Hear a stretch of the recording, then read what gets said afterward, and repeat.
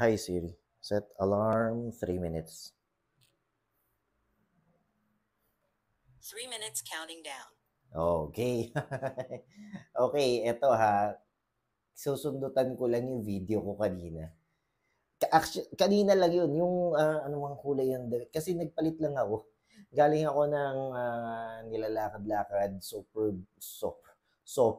super busy lang talaga ngayong araw na to. Merong event na pinaghahandaan for next week. And speaking of events, nako, meron tayong merong biglang pumasok lang sa isip ko, meron ako sasabihin tungkol sa event. Okay?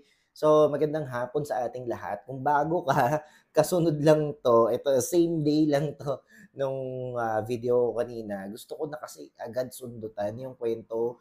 Sundot na sundot yung term eh. No? Gusto kong dugsungan agad yung kinikwento ko kanina. Mm. Init pala nun. Okay. Ngayon, welcome to our page. This is Tong and the Mood. This is backstories of my life, yung mga pinagdaanan natin in the past. Then, it's just storytelling. Then, along the way, kung may mapupulot ka ng mga bagay na feeling mo, may matututunan ka o nakaka-relate ka, actually, pwede ka nga mag-comment din dito. Don't forget na ano ka rin, mag-follow ka rin o mag-subscribe. Ano ba naman yung nanonood ka ngayon? Ipipindutin mo lang naman yung follow, di ba? So, tingin ko naman hindi naman makakaistorbo yung split second na pinindot mo yun. Okay. So, kung bago ka dito sa page, meron nakapin, nakikita mo yung intro nito. Sa YouTube, meron din siyang nakapin na intro. So, going back, yung last natin pinag-usapan, yung connections, paano ko nakabuild ng connections. Tapos sabi ko, edi parang okay na, happy-happy na, di ba? Marami ka na kakilala, marami ka na mga kaibigan. So, yun na ba yun? Happy na ba talaga? Dire-diretso na? Hindi.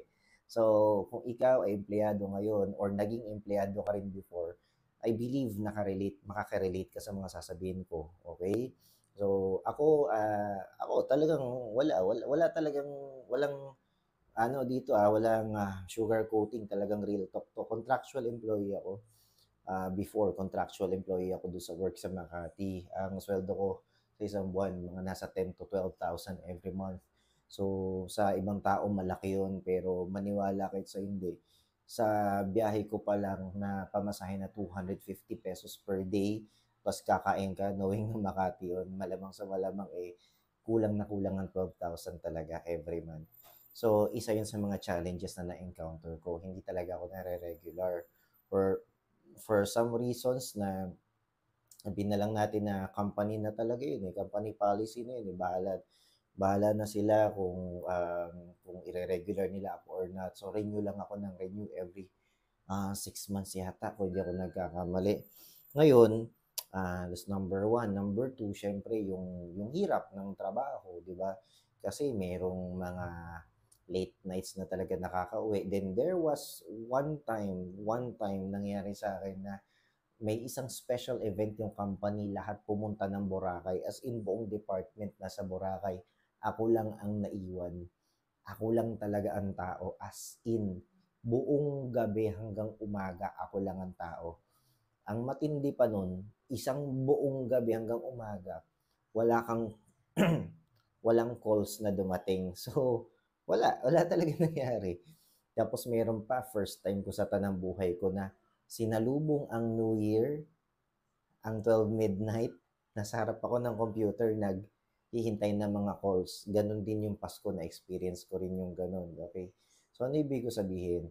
Kahit anong trabaho, meron talagang kailangang paghirapan. Kaya nga tawag dyan, hanap buhay, di ba? Pag talagang maghahanap ka na ikabubuhay, paghihirapan mo talaga yan. Babanat ka talaga ng buto, mag-stretch mo talaga yung mga kakayanan mo.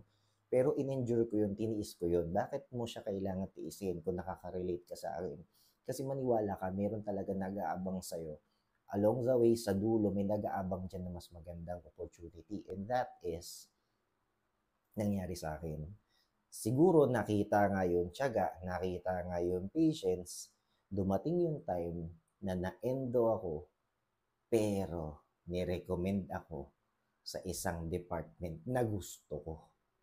At ano yun? Malalaman nyo sa susunod. Keyword, events. See you sa susunod na video. God bless everyone.